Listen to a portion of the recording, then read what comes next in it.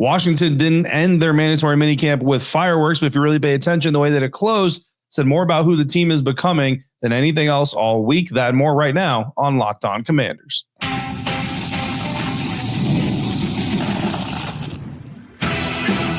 You are Locked On Commanders, your daily podcast on the Washington Commanders. Part of the Locked On Podcast Network, your team every day.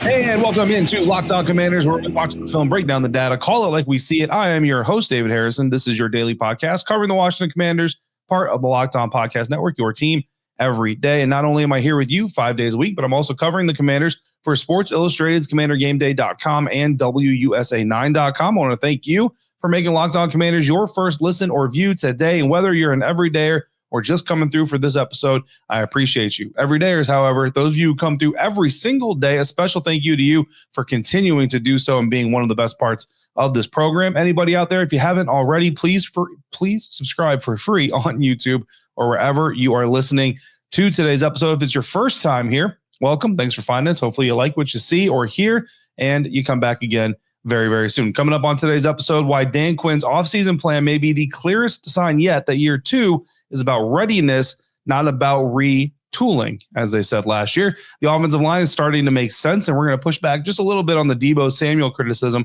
while we're at it. And Washington closes minicamp with a few standout moments, even as the intensity drops from day 2 to day 3. Today's episode is brought to you by Game Time. Download the Game Time app, create an account, use the code LOCKEDONNFL for $20 off your first purchase. The final day of the Washington Commanders minicamp didn't bring any real fireworks, but if you're paying attention, you saw exactly how the staff wants to carry the tone, the tempo, and its trust building heading into training camp. The defense dialed it back from day 2. We talked about day 2, a little bit of chippiness on the field, a little bit more contact than you're supposed to have. The Washington Commanders certainly going to have to deal with that situation coming up. But Jayden Daniels didn't take any of the 11-on-11 reps, so you kind of see the players that they need to see, the players that they want to protect, certainly not getting out there. Zach Ertz also wasn't out there. Bobby Wagner not out there for the 11s. And Washington was able to wrap up the minicamp with more of a mental tune-up than a competitive finale, which is fine. That's pretty much what you expected. It was family day. We'll talk more about that here in just a little bit, things like that. The big question for the day, of course, coming into day 3, update on Noah Brown. And unfortunately, don't have an update. What we did get from Dan Quinn is that he was going to have, or he has had, an MRI on Friday. And obviously the Washington Commanders will get that information. They're not going to release it publicly. They're not going to tell us, hey, here's what's going on with Noah. Basically what's going to happen is if it's an injury that requires him to go on injured reserve, ending his season, then at some point in time, he'll go on injured reserve. If it's an injury that they feel like he can come back from, whatever, or if it's good news, then, they may put that out. They may not. Most likely, however, the only thing we're going to hear, if we hear anything, would be bad news. And even if it's bad news and they know they're going to put him on IR, they could very well just decide to wait until training camp starts and do it then. So can't give you a timeline on when we'll find out anything else on Noah, unfortunately, or fortunately, potentially if it's good news. But what I can tell you is, looking at the way they went out there, right? Obviously, look, day 2, like I said before, day 1, the offense kind of went out there and quote unquote won the day. Day 2 certainly looked like the defense came out on a mission to kind of either make a statement or just kind of ramp it up just a little bit. Day 3, everybody kind of peeling it back just a little bit. Make sure we get into this break as healthy as possible after what happened and just kind of conclude things. Now, that doesn't mean that key players, starting players weren't necessarily on the field. There certainly were some guys still on the field, most notably guys like Brandon Coleman getting more reps at that left guard position. That's where you expect him to play in the regular season. That's where you expect him to start training camp, do all those things. It's a process. He's still kind of working his way into that whole thing. He's been prepping a little bit. If you saw the clips from the interview that I did with him after day 2's practice, you'll remember that. I'm going to air his entire interview at some point over the weekend or the next few days. So you'll get to see the entire interview, not just that clip. But he's still getting work. Luke McCaffrey, continuing to develop as a receiver, took some really great strides here in this mandatory minicamp, here in the offseason, the OTA period, but still getting kind of used to what he's going to be doing. So they have him out there and so on and so forth. Josh Conerly Jr., the rookie offensive tackle, getting some right tackle reps, right? But the rest of the starters, rest of the key players, setting out the 11-on-11 portion. Doesn't mean that we were void of highlights and things to talk about, right? Quarterback Sam Hartman threw a very nice touchdown pass to wide receiver Luke McCaffrey, speaking of, in the back of the end zone. Very tight window throw. Got to have a lot of confidence, put a lot of zip on it. And there was a receiver you've got to be ready for. It's going to get on you very, very quickly. Very good throw, very good catch through the defense, score a touchdown. Luke McCaffrey has had a very, very good minicamp, had a very good OTA period. Starting off with the comments about him from offensive coordinator Cliff Kingsbury into his own performances. Luke McCaffrey certainly trending up, which I know is going to make a lot of you very happy. It's going to make a lot of my insiders very happy. I get a lot of text messages from insiders asking about Luke McCaffrey and his trajectory and all that good stuff. So I know a lot of people out there are going to be very happy to hear that. Now, very next pass from Sam Hartman, not as effective, an interception. This one going to Carlin Viggers, undrafted free agent cornerback. I know Carlin's got a lot of supporters out there as well. So both Carlin and McCaffrey having strong camps. If you're Carlin Viggers, getting that interception to end mandatory minicamp has got to be a really great feeling. And I think when you talk about from a teaching and learning standpoint, it really gives you that confidence, not that you didn't have confidence necessarily in what you're being taught beforehand, but you get the ability to see that. I mean, we're standing there watching this last play, and I kind of saw it coming too. Called a little bit of a different variation of the play that came, but same ballpark area, same ballpark attempt to get that end zone, get in the end zone. Carlin Viggers reacting to the pass beautifully, getting in front of the receiver and securing the pick to end the day. I do want to give some credit to Sam Hartman for chasing him down, right? A lot of quarterbacks that kind of just sit there and watch the DB run back with the football that they threw, but Sam Hartman going out there and running him down, no contact or nothing, but just making the effort to pursue the play. Veteran Josh Johnson also got some 11 on 11 reps, first 11 on 11 reps that we saw from him during the mini camp. He found Ben Sinnott in the end zone for a touchdown on a crosser to close practice. I thought they were going to run they had Ben Sinnott lined up outside in the slot, and they had a receiver, they had a receiver lined up outside of him rather. What I thought they were going to do is run some sort of, crosser, get the traffic in there, get the pick without, committing a penalty, and try to get Ben Sinnott on a fade in the corner. Instead, what they did is they did the crosser, they did the pick, but Ben Sinnott sat down right inside the goal line, a very, very short, shallow hitch route instead. So similar concept, different route combination. Ben Sinnott secures the ball, touchdown for the Washington Commanders offense in that 11 on 11 series, and quarterback Josh Johnson. So while the skill groups cooled down, regrouped a little bit, Laremy Tunsil talked after practice for the first time in person since joining the team. And what he said might heat up a little bit of conversation. That's coming up next on today's episode of Locked On Commanders, part of the Locked On Podcast Network, your team every day. The intensity you feel during a chippy day at minicamp? Well, every rep can feel like it's teetering on the edge of something more. That's the exact kind of energy you get during the NBA playoffs. And this episode of Locked On Commanders is brought to you by Game Time, who can help you get to those NBA playoffs or any other sporting event you want to get to. The fans going crazy, the pressure mounting, and the feeling that every second counts. There's nothing like experiencing that live. Nothing really beats it. And if you're trying to get into a game, Game Time makes it ridiculously easy, even for the biggest matchups. I was just on the app checking out deals for Ohio State hosting Texas Longhorns for the season opener. It would be a great opportunity to go see the Buckeyes. It's after the final preseason game, before the first regular season game. So why not try to go out there and do that? Found some zone deals, saw some exclusive offers, all kinds of stuff just to see if I can get in to see my Buckeyes play the Texas Longhorns. When the NFL games come around, same deal. Authentic tickets, on-time delivery, and pricing you can trust. What you see is what you pay. So take the guesswork out of buying tickets with Game Time. Download the Game Time app, create your account, use the code LOCKEDONNFL for $20 off your first purchase. Terms apply. Again, create an account, redeem the code LOCKEDONNFL for $20 off. Download the Game Time app today. Last minute tickets, lowest price, guaranteed.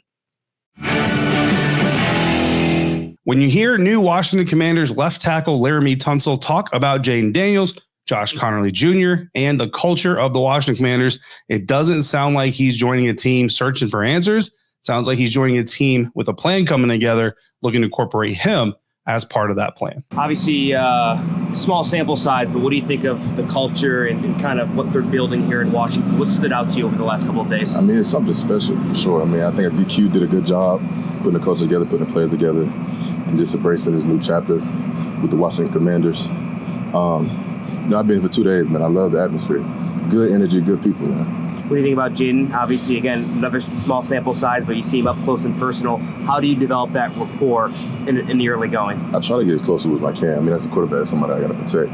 So I try to put my life on the line from, football terms, of course. But y'all see it, man. He's a baller. It's not much to say about Jayden. Like, y'all seen what he did last year. I mean, he was a rookie of the year for a reason. You know what I mean? When you look around the line, what do you think about the potential of this group? Dogs, absolutely. Dogs. I think moving BC inside. And then, you know who I'm really impressed with, though? JC. JC is going to be a dog. And I'm not just saying that just to blow smoke up his my sorry language, but JC's going to be a dog, man. I can't wait to see it. Why do you say that? Just the way he's moved, the way he's been, athletic, smart, very intelligent. I think he got all the tools to be a damn good player in this league. All right, so that's left tackle Laremy Tunsil talking about a variety of things following the closing of mandatory minicamp, his first session in person with the media here, talking to us. And first things first, man, culture, right? You hear it time and time again, and every team talks about their culture and what their culture is going to be. And this is a veteran. This is a guy who's been through, been on multiple teams, played with many different coaching staffs, and has been through several different cultures in his career.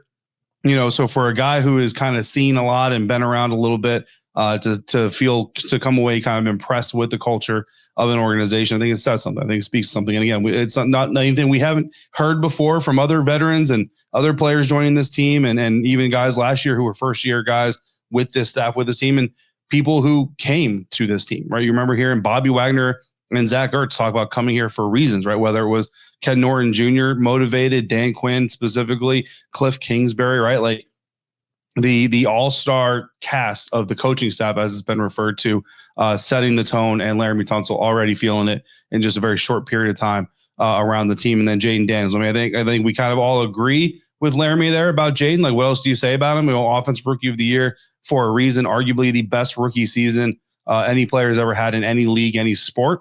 And, you know, looking like he's just going to go north from there. Dan Quinn talked about that a little bit after practice. We'll hear from him here in just a little bit. But I think you really pay attention to and love the comments that he had about Josh Conerly, right?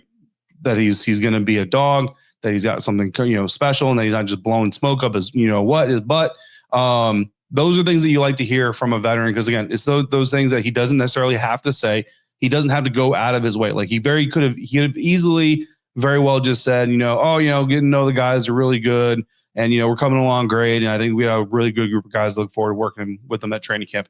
Nobody would have batted an eye. Nobody would have said, oh, that's a negative. He's not specifically talking about anybody, blah, blah, blah. None of that. But he goes out of his way. In fact, you watch him there, you listen to him there, you can hear in his voice, like he's kind of going into that. I don't want to call it canned, but right, going into a little bit more of a general type of answer. And he stops and says, you know what? No, let me put some shine on somebody. Let me tell you somebody who has impressed me. And he talks about Josh Conerly Jr. So you love hearing that, because again, this offensive line puzzle that's kind of coming up, you know, is people are trying to figure it out. Although I think I've some good answers for that one. Brandon Coleman too. Like, he doesn't really get in depth there, but if you pay attention, he says BC inside, and then he kind of gets to the, you know who's really impressed me. Well, so that basically kind of gives you, there's a little bit of a mental connection between Brandon Coleman and impressive. Like, that's kind of the trajectory I'm going to take with that there. And it's important because obviously Sam Cosmi, Dan Quinn said that Sam is hitting all the benchmarks, quote unquote. Doesn't really give us a timeline, doesn't really tell us when he's going to come back or anything like that. But Dan also said that they're going to have a lot of competition for who can play the guard there, who can play center, what position, what depth piece. And that's going to be an absolute battle. I don't disbelieve him. I just kind of feel like we already know what the outcome is probably going to be, right? I think Laremy Tunsil at left tackle is clearly, obviously, the thing there. I think Brandon Coleman as your starting left guard is going to be a thing. Tyler Biadasz is your center. Nick Allegretti is your right guard. When Sam Cosmi comes back, if he does come back during the season, then, I think Nick obviously kind of gets relegated to backup role. I think initially you might even see a rotational Sam Cosmi and Nick Allegretti getting in there, and then maybe by the end of the season, early playoffs, depending on the timeline that Sam is able to come back from, that's when you see Sam kind of take over full time, and now Nick becomes kind of that extra lineman, eligible lineman type of guy. All those things. And early on, I think at right tackle, you're going to see Andrew Wiley and Josh Conerly Jr. rotate until Josh Conerly is available. And look, from everything we've seen from Josh, doing a good job, doing all the things he needs to do. Looks like an NFL player when you watch him in practice. Doesn't stand out as a rookie who doesn't belong, doesn't know what he's doing, all those things. But the biggest question about him that I have is his anchor. It's whether or not he's going to be able to stand up to an NFL bull rush, the strength rushes, the speed to power, all that stuff that these guys are going to bring at him. And we just can't answer that right now. There's no way to really look at him and say, yes, he can do it, or no, he can't, until we get to training camp, specifically first pad days, but then really New England Patriots joint practice before that first preseason game is really going to tell us a lot about where he is and where he needs to go. And then, of course, the Bengals preseason game, Ravens preseason game with a joint practice with them ahead of that as well. And then finally, we'll get into the season and see what's what. But I really think that's how this puzzle of the offensive line is going to end up getting pieced together. I'm not trying to take any mystery out of it. I think that's really just how it's going to go. Speaking of mystery, a little bit of a mystery of this Debo Samuel thing.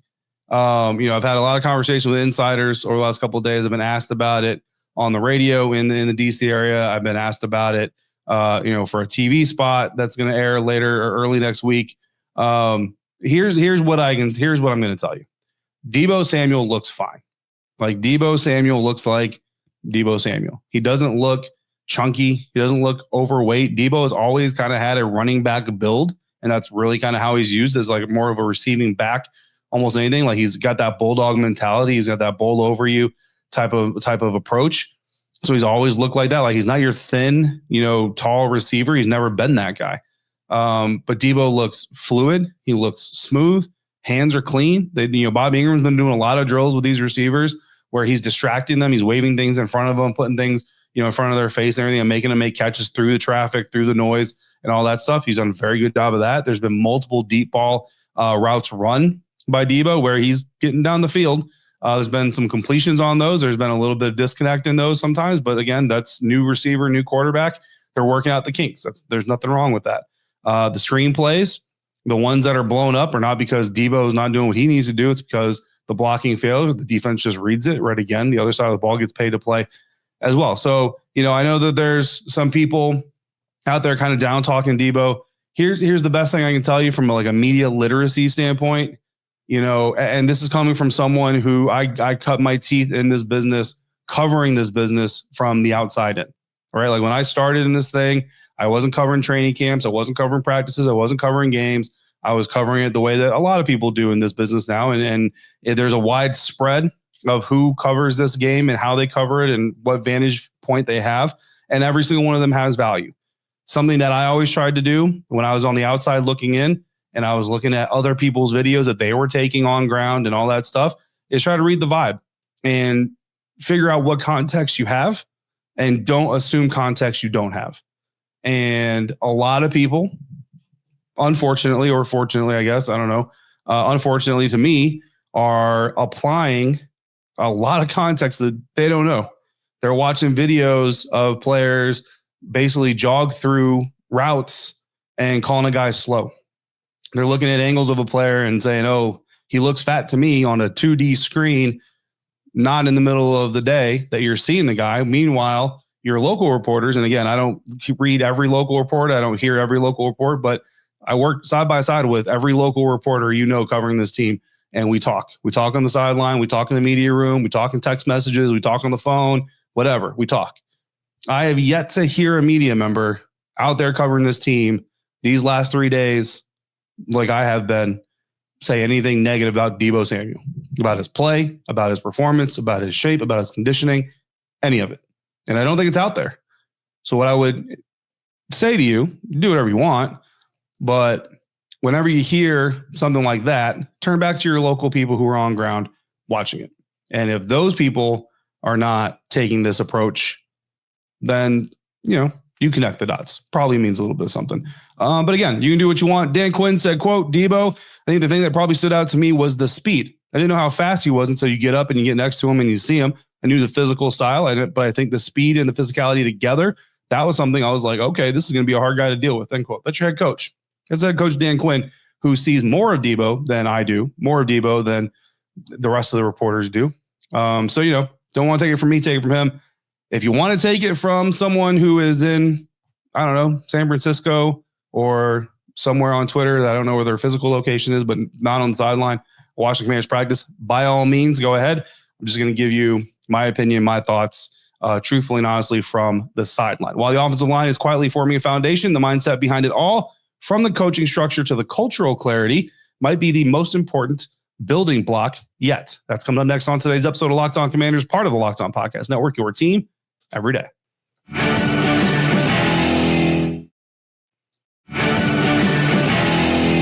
It would be incredibly easy for anybody to call this offseason just another offseason for the Washington Commanders. But the way Washington has structured minicamp, the way Dan Quinn and his staff have approached this mandatory minicamp says a lot of things about how serious this next phase really is.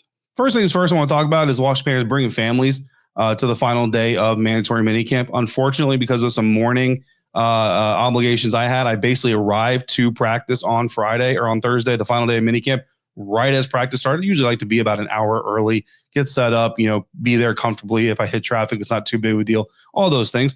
But unfortunately, I had some things in the morning, so I knew I was basically going to be arriving right on time.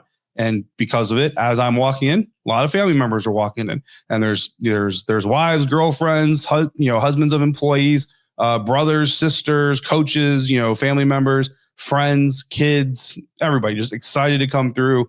And, it was just kind of fun to be around them and watch them as they're walking in the facility, and just kind of see how much they're enjoying the ability to come out there and see their loved one at work. Like they see him on TV, they go to the stadiums a lot, all those things. But it's something that this organization, since Josh Harris took over in the ownership group with them, that they want to make sure the families understand that they are a part of this organization. They realize that, these players, if their families are not happy, if their families are not taken care of, if their families are not in a good place, they are not in a good place, and that they care about those things. And they had, they had some food for the players and the friends and families to enjoy. They had some shaded areas for everybody to hang out. And, I'm sure the kids got to go on the field and, play catch and do all those things, and just a good time all around. So just really cool thing for them to do. But also, when you talk about the culture of an organization, that's a part of it, but how it impacts other people. And Dan Quinn, you're going to hear him a little bit talk about Jayden Daniels, but something I want to point out before Jayden is he also talked about Nick Bellore, special teams, specialist, linebacker, doing some similar type of things of coaching up players. And it's something that he's not asked to do, something that he wasn't instructed to do. Nobody said, hey, Nick, you need to help us get some of these special teams guys on the right page earlier, for the betterment of the group. It's just something he's kind of doing. His second season here with Washington, he's been in the system before. He's worked with some of these coaches before, but he's here, for the full offseason program, taking it upon himself. But so is someone like Jayden Daniels. So here, let's hear Dan Quinn talking about his quarterback in his second season. I've always felt he had real control of things, and we work at the line of scrimmage a lot, and he's really comfortable in that. He was always somebody that, really was on his details. What I guess seeing now is just the accuracy, the footwork. So more of his body mechanics that he wanted to emphasize. I see that coming through in his play. I see the speed, that he's, out on the edge with. So those are the things that during the off-season time that like you can really push it. So we had one where he had a keeper yesterday. He turned it in, where he was up the sideline for 30 or 40 yards. And he was one of the fastest players on the field on that play. And so those are the ones that, okay, that's a person being aggressive to go take their shot. And then I would say the individual time with new players, he did some of that last year. Honestly, like when Noah came, I can remember him like staying after and working with him, but seeing him put in the work with different people who are new to him and to the organization, I think that like speaks of the leadership. It's not anything that I asked him to do, but he knew for that person and him to be in sync, there had to be some unseen work together. And so those would be a few of the things. All right. So that's head coach Dan Quinn talking about some of the things he's seen out of Jayden Daniels here in this second offseason. And yeah, look, DQ pointed out, and I remember everybody talking about it when it happened, Noah Brown joining the team. And then after practice one day, kind of in that bonus, period that they give the players to work, amongst themselves and things like that, Jayden and Noah going out there and just working on things. Right. But that one was much more of a vibe of like, hey, we're new teammates. Let's get to know each other. This is more of a vibe of, hey, like I'm the quarterback. Welcome to the team. You're new. Let me make sure that you're on the right page. It's just kind of the vibe about how it's happening.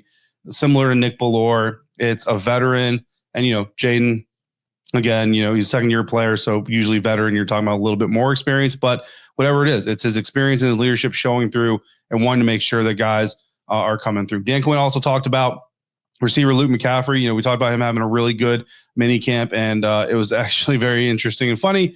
Dan Quinn kind of compared Luke McCaffrey to a golden retriever and said last year he's just, the energy, the effort has always been there. He's like a golden retriever chasing a tennis ball. Run out there, sprint out there, get the ball, bring it back, do it again, and he's just never going to quit. But this year, DQ says, quote, "I already knew he was a dog, but now he's a polished route runner," end quote. And I'll tell you, even some of the passes that have not been completed intended for Luke McCaffrey, they're not drops, they're just misses by the quarterback. He's getting separation. He's getting open. Now, again, no contact, right? So you can't really play press. You can't jam a guy at the line of scrimmage, all these things. So they're still, don't take it too crazy. But I will just tell you that from what we get to see and in the context of how we get to see it, Luke McCaffrey looking very, very good. Some more from Dan Quinn on the year two, kind of, I wouldn't say changes, but more so adjustments, right? More intentional teaching from the coaches. That's something that they worked on, the all off season is kind of how do we get better as coaches? How do we get better as teachers to make sure that the delivery of the message is more, direct and how do we kind of reduce the noise around the message and get to the heart of doing it. And they've kind of been doing that. That's how they kind of went about customizing the minicamp for each individual player. Like, what do you need as a player? We're going to give you those things. Veteran onboarding, it's their second time bringing new guys in. Last year, they're bringing new guys in while they're trying to figure out who the Washington Commanders are going to be. They knew, they had an idea of what the Washington Commanders were going to be, but they still had to install that, build it, nurture it, grow it throughout the season. They've done so now. So now you're bringing new guys in. You're bringing veterans like Laremy, Tunsil, Debo Samuel into a system that already works, and you already know this is what a Washington Commander is. You're not here to help us figure out what a Washington Commander is.